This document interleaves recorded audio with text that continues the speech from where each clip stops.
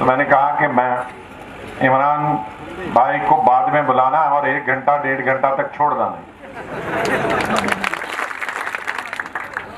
मेरे छोटे भाई इमरान प्रतापगढ़ी, दूसरे छोटे भाई आप सबके और हम सबके कांग्रेस के उम्मीदवार इंजीनियर मेमन खान साहब,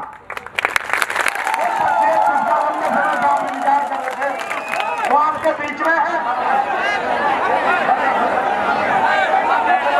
भाई बैठ जाओ समाराम से। अस्सलाम वालेकुम। मेरी आंखों के सामने हजारों हजार की तादाद में मौजूद मेवात की जिंदा सामीन, सबसे पहले तो मैं थोड़ी देरी से पहुंचने के लिए आपसे माफी चाहता हूं। देर इसलिए हुई क्योंकि मैं परसों लंदन में था। पिछले 12 दिन से मुसलसल लंदन में मुशायरे थे, लंदन के अलग अलग शहरों में मैं वहां था। कल शाम की फ्लाइट से मुंबई पहुंचा, मुंबई में एक प्रोग्राम किया और रात 12 बजे मोहम्मद साहब ने जब बहुत जिद करी तो मैंने कहा इंशाअल्लाह मैं सुबह पहुंचने की कोशिश करता हूं। 2 फ्लाइट बदल करके किसी तरह एयरपोर्ट पे उतरा और एयरपोर्ट से सीधे आपके यहां आ रहा हूं, अभी घर भी नहीं गया हूं। मेवात वालों, आपके बीच इससे पहले आया तो जब भी आया अपनी आंखों में आंसू लेकर के आया। पहली बार जब आया तो मरहूम पहलू खान के घर आया उस बूढ़ी मां के आंसू पोंछने। दूसरी बार जब आया तो मरहूम हाफिज जुनैद की मां को अपने सीने से लगाने और उनके वालिद के आंसू पोंछने के लिए आया। तीसरी बार जब आपके यहां आया तो पड़ोस में रकबर को जब मारा गया था तो उस परिवार से मिलने के लिए आया। फिर चौथी बार आया तो मोहम्मद उमर जो राजस्थान और जो मेव इलाका है वहां पर जो मारे गए थे उनसे मिलने के लिए आया। फिर पिछले दिनों मरहूम पहलू खान और जुनैद और सबके परिवारों से ईदी लेकर के उनसे मिलने आया और उनके साथ रोजा अफ्तार करने आया। मेवात से मेरा कुछ रिश्ता जो है वो दर्द का है, आंसुओं का है, गम का है। आज जब मुझे आवाज दी गई तो मुझे लगा कि अब तक गम में और उदासी के माहौल में जाता रहा हूं, ये मौका अच्छा है। जाता हूं, हजारों की तादाद में मेवात के लोग होंगे, उनकी जिंदा दिली से बात करता हूं, उनके हौसलों से बात करता हूं, उनसे मुखातिब होता हूं। मैं 4 मिसरे पढ़ता हूं, उसके बाद आपका थोड़ा जहन बन जाए तो फिर आपसे थोड़ी गुफ्तगू करूं। 4 मिसरे पढ़ता हूं साहब। दायरे में सिमट के आया है, दायरे में सिमट के आया है, हर रवायत से हट के आया है। आंधियों को जरा खबर कर दो। ये शेर इमरान पर भी लागू होता है और ये शेर मोहम्मद पर भी 24 तारीख को लागू होगा इंशाअल्लाह। जो मैं कह रहा हूं उसे सच्चा बना देना 21 तारीख को जब मैं मिसरे पढ़ रहा हूं कि आंधियों को जरा खबर कर दो, शेर वापस पलट के आया। इससे पहले आपने बहुत लोगों को परखा, बहुत लोगों को जिताया, हराया। मैं आज आपसे उन तमाम पुरानी बातों पे गुफ्तगू करने के लिए नहीं आया। मैं मेवात में खड़ा हूं, मैं जानता हूं ये वो मेवात है जिसके राजा हसन खां मेवाती ने बाबर का आगे बढ़कर के दामन थाम लिया था और एक झटके में 12,000 शहीदों ने कुर्बानियां दी थी। ये वो मेवात है जो हमेशा दिल्ली की आंख से आंख मिला करके लड़ता रहा है। जब भी इसको लगा है कि इसके जमीर से दिल्ली टकराई है तो इसने दिल्ली के सामने कभी घुटने नहीं टेके। इस बार भी मेवात वालों, ये जो दिल्ली में जालिम लोग बैठे हैं, इनकी हार की शुरुआत मेवात से होनी चाहिए। इससे पहले के चुनाव में आपने क्या किया, अब तक क्या किया, मैं उस पर कोई गुफ्तगू नहीं करूंगा। मैं तो बस आपसे इतना कहने आया हूं कि एक वादे को निभाने के लिए वोट करो, अपनी दस्तार बचाने के लिए वोट करो। जब मैं यहां खड़ा हूं, जब मैं यहां खड़े होकर आपसे गुफ्तगू कर रहा हूं, आप चुनावी माहौल में हैं। पिछले 20-25 दिन में लेकिन आपको खबर नहीं मिली होगी कि कल पीलीभीत में अल्लामा इकबाल साहब का वो मशहूर तराना गुनगुना रहा था एक स्कूल का बच्चा उस स्कूल में कि सारे जहां से अच्छा हिंदुस्तान हमारा। तो उसके प्रिंसिपल को इसलिए सस्पेंड कर दिया डीएम ने क्योंकि उसका नाम फुरकान था। नफरतें कहां से कहां आ गई हैं। इसलिए मैं ये मिसरे पढ़ता हूं। अब तक किन किन चीजों में आप उलझे रहे, कौन सा गोत्र, कौन सी बिरादरी और किस पार्टी से अलग हट के आज मैं आपसे गुफ्तगू कर रहा हूं। मेरी आंखों के सामने पूरा मेवात उमड़ करके बैठा हुआ है। आज के चुनावी माहौल में इतनी बड़ी भीड़ अपने आप में कमाल की तरह है, चमत्कार की तरह है। मोहम्मद साहब आपकी मौजूदगी को सलाम। तब इमरान ये मिसरे पढ़ता है और मिसरों पे आपकी बजने वाली तालियां बताएंगी कि हाँ आपके दिल में चल क्या रहा है और आप 21 तारीख को फैसला क्या करने जा रहे हैं। इमरान आपसे बस इतना कहता है कि एक वादे को निभाने के लिए वोट करो, अपनी दस्तार बचाने के लिए वोट करो, अब तक सबको जिताने के लिए वोट किया, अब की कातिल को हराने के लिए, अब की कातिल को हराने के लिए वोट करो। ये वो सरजमीन है जहां से पूरी दुनिया में इल्म का पैगाम जाता है। ये वो सरजमीन है। मेरी आंखों के सामने जो बुजुर्ग बैठे हैं, मैं जिनकी पेशानी की झुर्रियों में पिछले 70 सालों का दर्द महसूस कर रहा हूं, आम से सर पे गमछे लपेटे हुए जो बुजुर्ग बैठे हैं, इन्होंने दुनिया को जिंदगी जीने का सलीका सिखाया है। मैं ऐसी सरजमीन पे खड़ा होकर के मुझे हैरत होती है। मैं आ रहा था तो मैंने देखा कि बीजेपी का झंडा लगा था कुछ घरों पर। मुझे हैरत हुई कि बीजेपी का झंडा पकड़ने से पहले इनके जमीर ने धिक्कारा क्यों नहीं। अरे ये झंडा वो झंडा है जिस पर पहलू खान की खून के छींटे हैं, जिस पर जिनाब के खून के छींटे हैं, जिस पर उमर के खून के छींटे हैं, जिन पर हजारों बेगुनाहों के खून के छींटे हैं, जो कभी दंगों में मारे गए तो कभी हिंदू मुस्लिम के नाम पर लड़ा करके मारे गए। मेरे भाई, ऐसा झंडा अपने हाथों में थामने से पहले ईमान बगावत क्यों नहीं कर जाता लोगों का? क्या ईमान मर गया है? कुछ लोग आपको खरीदने की कोशिश करेंगे क्योंकि वो खुद बिके हुए हैं चंद पैसों में, चंद ओहदों के लालच में, चंद टिकट की लालच में। उनसे आपको कहना पड़ेगा इस बार सारे दायरे तोड़ करके कि नहीं, आप मुझे खरीदने आए हैं।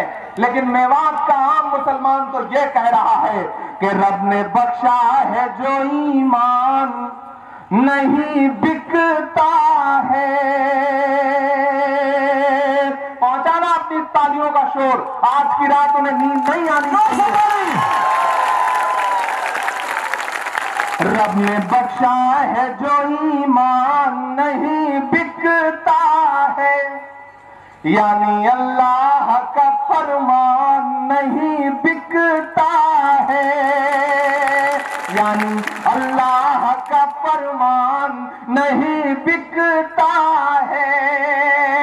वो जो ऑटो के खरीदार यहाँ आएंगे, उनसे कहना कि मुसलमान नहीं बिकता है, उनसे कहना कि मुसलमान नहीं बिकता है। मेरे भाई, मेरी मोहम्मद साहब से दूसरी मुलाकात है। बीच में जब टिकट के मसले चल रहे थे तो और भी लोग मेरे पास आए, मेरी बातचीत भी हुई। मैंने तो बस मोहब्बतों भरी एक ही बात कही कि ठीक है, ये लड़ाई बड़ी लड़ाई है। जिसके नसीब में टिकट आ गया है उसे लड़ाओ, उसे मजबूत करो, उसे जिताओ, क्योंकि ये लड़ाई सिर्फ एक विधायक चुनने की लड़ाई नहीं है। अगर ये लड़ाई सिर्फ एक एमएलए चुनने की लड़ाई होती तो मैं 7 समंदर पार का सफर तय करके, अपने प्रोग्राम छोड़ करके 2-2 फ्लाइटें मुंबई से यहां तक बदल करके आपके बीच ना खड़ा होता। आप लोगों को यह लगता है कि यह सिर्फ एक विधायक चुनने की लड़ाई है। नहीं मेरे भाई, ये विधायक चुनने की लड़ाई नहीं, ये लड़ाई दरअसल हिंदू हिंदुस्तान को बचाने की लड़ाई है। ये लड़ाई हिंदुस्तान के संविधान को बचाने की लड़ाई है। बाबा साहब भीमराव अंबेडकर के लफ्जों में जो हमें आपको अधिकार मिले हैं, जिसे ये जालिम हुकूमत छीन लेना चाहती है, उसको बचाने की लड़ाई है ये। और अगर इस लड़ाई में आप छोटी छोटी चीजों में उलझ गए, आप इसमें उलझ गए कि नहीं यार हमने तो किसी और के बारे में सोचा था, टिकट लेके कोई और आ गया तो हम उसे वोट कैसे दें, तो मेरे भाई अगर वोट खराब करोगे तो फिर आपका खराब किया गया एक एक वोट खट्टर को मजबूत करेगा, नरेंद्र मोदी को मजबूत करेगा, इसका ख्याल रखना। जब 21 तारीख को ईवीएम की कतारों में खड़े होना तो याद रखना कि तुम्हारी दबाई गई एक बटन से ऊपर कहीं जो चंद लोग नफरतों का शिकार हुए हैं उनकी रूहों को सुकून मिलेगा। यह सोच करके 21 तारीख को ईवीएम की कतारों में खड़े होना, जब वहां खड़े होना मेवात वालों, तो ये सोच के खड़े होना कि 30-31 साल का एक लड़का सरफिरा सा शायर आपके बीच में आया था अपना दामन फैलाने और ये कहने कि आप दरअसल ममन को वोट नहीं देंगे, आप दरअसल ममन के हाथों को मजबूत नहीं करेंगे, आप राहुल गांधी को मजबूत करेंगे जो नफरत वाली ताकतों के खिलाफ लड़ रहा है। मुझसे बहुत सारे लोग पूछते हैं कि इमरान साहब आप तो शायर हैं, आपकी दुनिया अलग है, आप कांग्रेस के जलसों में कांग्रेस के साथ क्यों खड़े हो गए? तब मैं उनसे कहता हूं कि मैंने सियासी तमाम पार्टियों के तमाम सेकुलरिज्म का लबादा ओढ़े हुए लोगों को देखा है, उनको करीब से महसूस किया है। हर रात किसी न किसी मुशायरे में 20-25 हजार की भीड़ होती है और किसी न किसी पार्टी का एक मेहमान खुसूसी कोई नेता मंत्री बैठा हुआ होता है और मुझे उसको करीब से जानने का मौका मिलता है। मैंने चंद मुलाकातों के बाद यह महसूस कर लिया कि राहुल गांधी इस देश का एक ऐसा इंसान है जो सबसे बड़ी लड़ाई आरएसएस के खिलाफ लड़ रहा है, नरेंद्र मोदी के खिलाफ लड़ रहा है। वो दिन और आज का दिन कि मैं खड़ा हूं राहुल गांधी के साथ और अलग ऐलान ये कह रहा हूं कि मैं गोडसे के दौर में गांधी के साथ हूं। ये किसने कहा आपसे आंधी के साथ हूं? मैं गोडसे के दौर में गांधी के साथ हूं। मैं आज यहां खड़ा हूं तो आपसे यह गुफ्तगू करने के लिए खड़ा हूं कि मेरे भाई आपसे तमाम तारीफें आपकी गुलाम नबी आजाद साहब ने करी, उससे पहले के लोगों ने करी, मामन भाई आपके सामने अपना दामन फैला के खड़े हो गए, लेकिन आपकी तमाम तारीफों के बीच मुझे 2 शिकायतें आपसे करनी है और वो शायद मैं ही कर सकता हूं। आपके साथ दुश्वारी है कि आप सुबह जब चाय की दुकान पर बैठते हैं तो चाय पीते पीते हरियाणा की सरकार बना भी देते हैं और बिगाड़ भी देते हैं। आप जब शाम को बिरयानी खा रहे होते हैं तो दिल्ली में बैठे हुए वजीर आजम को गिरा भी देते हैं और नया वजीर आजम तख्त पे बिठा भी देते हैं।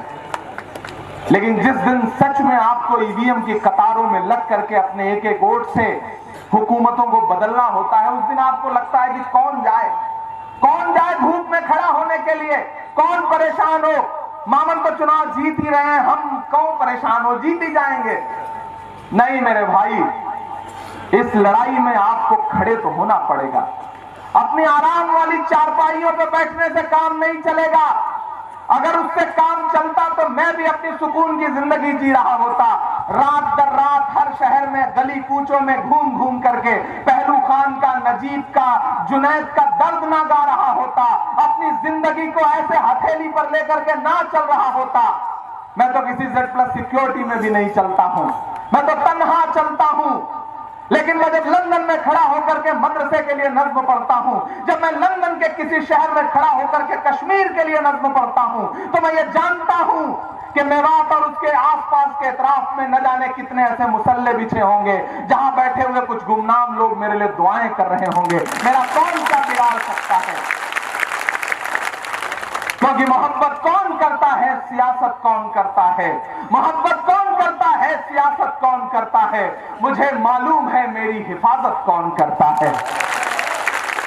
मोहब्बत कौन करता है, सियासत कौन करता है। मुझे मालूम है मेरी हिफाजत कौन करता है।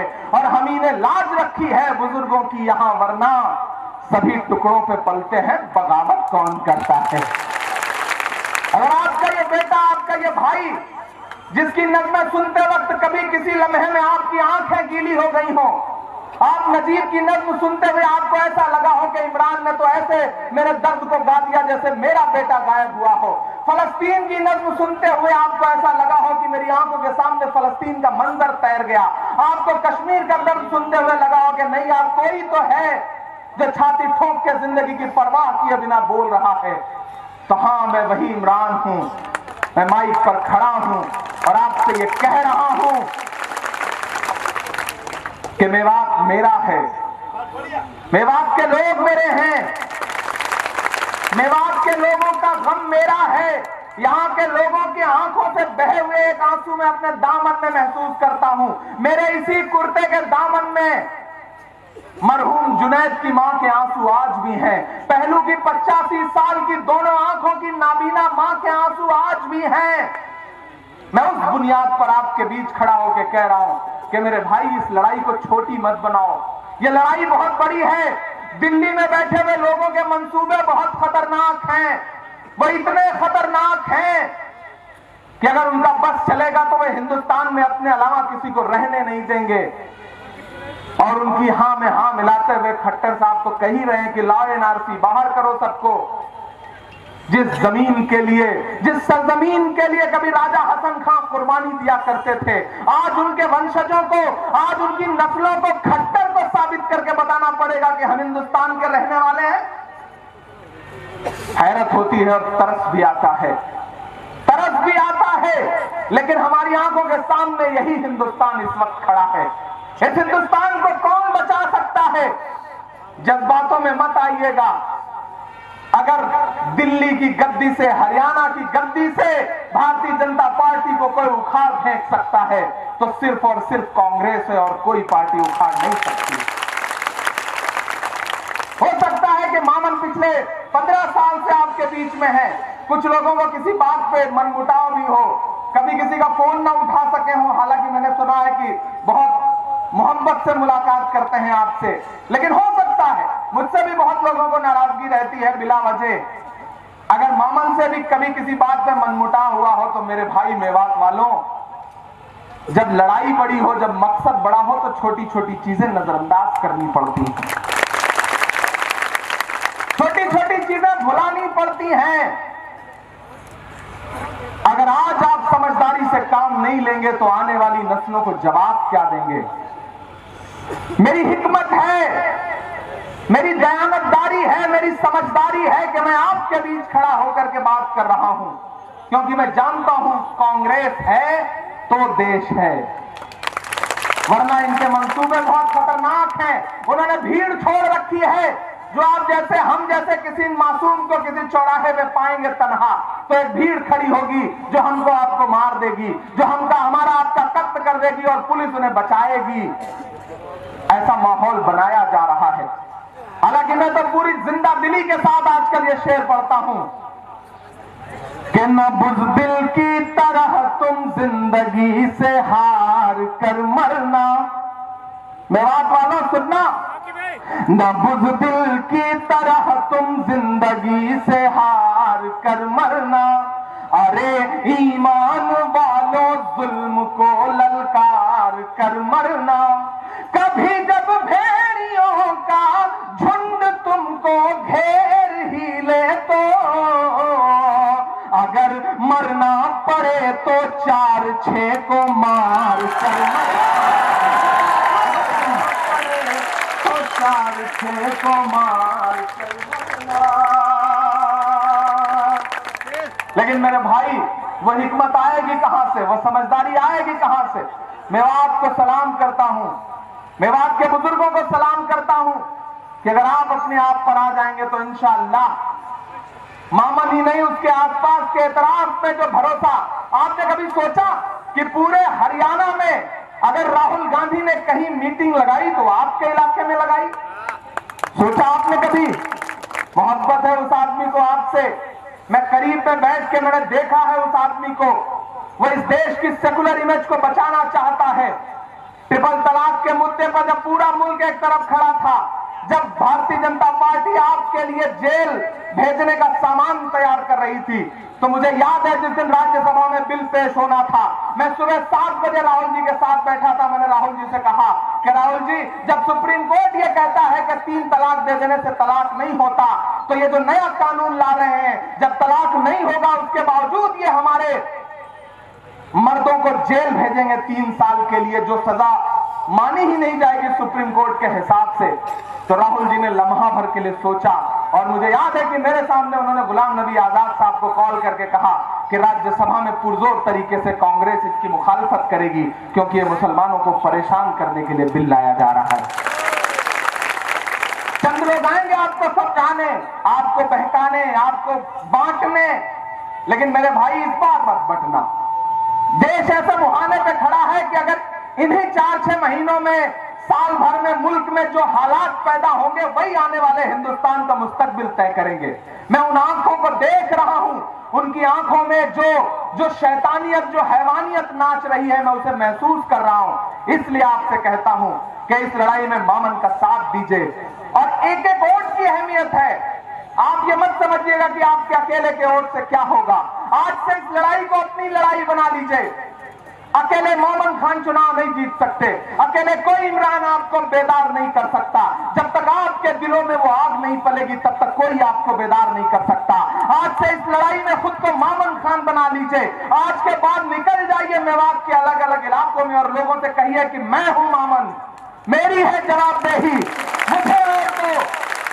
अपने रिश्तेदारों को फोन करिए, अपने साथियों को फोन करिए, जिन्हें जरा सा भी बहकता हुआ महसूस करिए, उनसे जाइए, उनसे बात करिए, उन्हें समझाइए कि मेरे भाई ये लड़ाई बहुत बड़ी है, इस लड़ाई में मेरा साथ दो। एक छोटा सा वाक्या बता के सफर खत्म करूंगा, मुझे अभी फिर वापस मुंबई जाना है, क्योंकि कल लगातार जनसभाएं लगी हुई हैं। ये आपकी मोहब्बत है कि इस पसीने मैं लंदन था तो वहां 8 डिग्री टेम्परेचर था, ठंड से कांपते थे हम वहां, और इंडिया लैंड किया तो इस वक्त पसीने हूं। लेकिन मेवात वालों, नया पाने की चाहत में पुराना छूट जाता है। तुझे अपनाऊं तो मुझसे जमाना रूठ जाता है। नया पाने की चाहत में पुराना छूट जाता है, तुझे अपनाऊं तो मुझसे जमाना रूठ जाता है। मोहब्बत पढ़ने लिखने में बहुत आसान है, लेकिन मोहब्बत को निभाने में पसीना छूट जाता है। मोहब्बत को निभाने में पसीना छूट जाता है। एक आखिरी बात आपको बता करके अपना सफर खत्म करता हूं, लेकिन एक वादा करता हूं कि आज मैं किसी मुशायरे में नहीं आया था। आज मैं मामन भाई के लिए अपना दामन फैलाने आया था, लेकिन एक वादा कर रहा हूं, और मामन भाई आपसे भी वादा ले रहा हूं कि मामन भाई जिस बूथ से सबसे ज्यादा वोट से चुनाव जीतेंगे, जिस भी गांव के जिस बूथ से सबसे ज्यादा वोट से चुनाव जीतेंगे, इंशाअल्लाह वोटिंग का रिजल्ट आने के बहुत जल्दी 2 हफ्ते के अंदर वहां जीत का जश्न होगा, और इंशाअल्लाह आऊंगा और पूरी रात आपको शायरी सुनाऊंगा।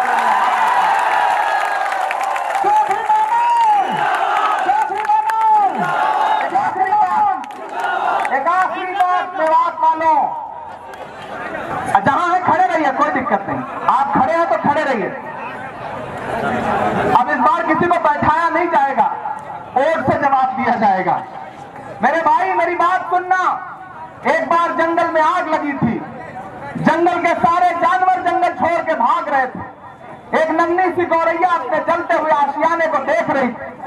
थोड़ी देर, 2 मिनट, एक नन्ही सी गौरैया अपने जलते हुए आशियाने को देख रही थी।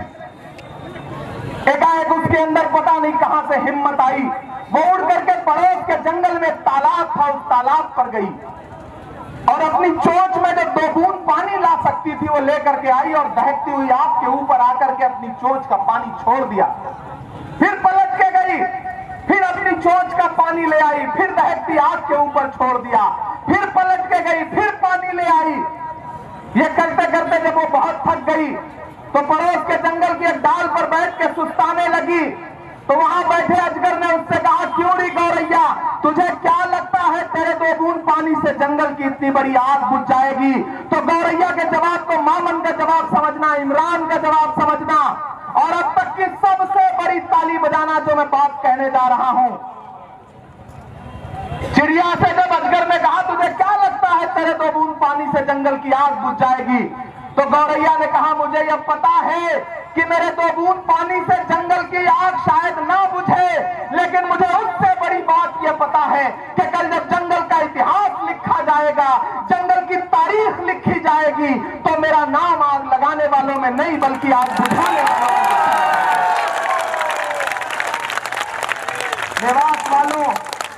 मेवात वालों, आज से मामन को आपको सौंप के जा रहा हूं और अब तो मैं भी आपके बीच में दामन फैलाने के लिए आ गया। पूरे हरियाणा में इसी एक सीट के लिए आया हूं, मुझे मायूस मत करना। नहीं करेंगे ना? आज से इस लड़ाई को अपनी बना लीजिए, गली गली कूचे कूचे जाइए। मैं चाहता हूं कि कांग्रेस जीते, भारतीय जनता पार्टी हारे, उसके लिए एकजुट होना जरूरी है, मुत्तहिद होना जरूरी है। मुत्तहिद रहिए। इंशाअल्लाह जिस बूथ से सबसे ज्यादा वोट से मामन चुनाव जीतेंगे, वादा करता हूं कि उसी बूथ के उसी एतराज के इलाके में कोई एक शाम सजेगी जश्न की और इमरान आपको पूरी रात वो नज़्में सुनाएगा जिसे सुन के आप हंसते हैं, रोते हैं, जिससे आपको हौसला मिलता है।